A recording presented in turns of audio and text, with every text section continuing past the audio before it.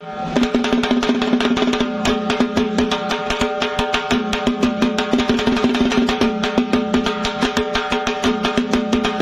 ঢাক, ঢোল, তবলা বা বাদ্যযন্ত্র অনেকেই দেখেছেন, শব্দ শুনেননি এমন মানুষ খুঁজে পাওয়া ভার। কিন্তু কিভাবে এই বাদ্যযন্ত্র একদম গ্রামীণ পর্যায়ে তৈরি হয় তা আপনাদের দেখাবো।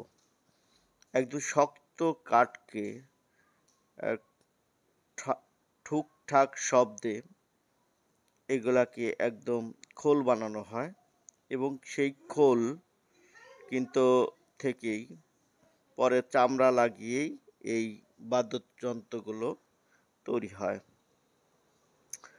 বাদ্যযন্ত্র তৈরির বা ঢোল, ঢাক, তবলা তৈরির প্রক্রিয়াটি আমরা দেখানোর চেষ্টা করছি। প্রিয় দর্শক, মানিকগঞ্জের কয়েকটি গ্রাম রয়েছে। এর মধ্যে বালিয়াখোড়া ইউনিয়নের এই গ্রামটি সবচাইতে প্রচলিত এবং কি বংশ পরপর তারা কিন্তু এই তবলা, ঢাক, ঢোল বাদ্যযন্ত্র তৈরি করে আসছে। সেই অংশ হিসাবে আমরা দেখছি যে এরা শত শত বছর আগের থেকে তাদের বাপ দাদার এই পেশা রক্ষার্থে তারা কাজ করছে।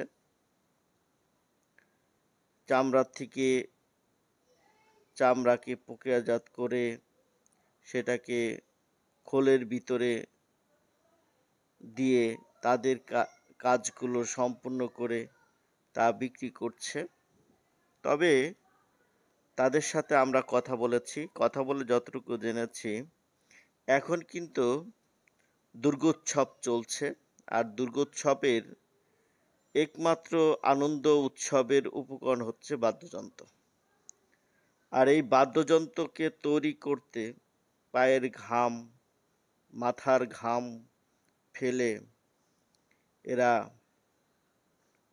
শক্ত কাঠকে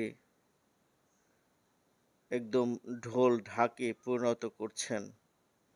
এটা মানিকগঞ্জেরই একটা ঐতিহ্য এবং কি এই ঢাক, ঢোল যন্ত্রই যাচ্ছে ঢাকা, চট্টগ্রাম, বাংলাদেশের বিভিন্ন স্থানে এবং বিশেষভাবে অর্ডার দিয়েই তারা নিচ্ছে। এই বাদ্যযন্ত্রগুলো দিন দিন হারিয়ে যাচ্ছে এবং পেশা হারাচ্ছে অনেকে। কেন? এখন প্লাস্টিকের বা যান্ত্রিক যন্ত্র বা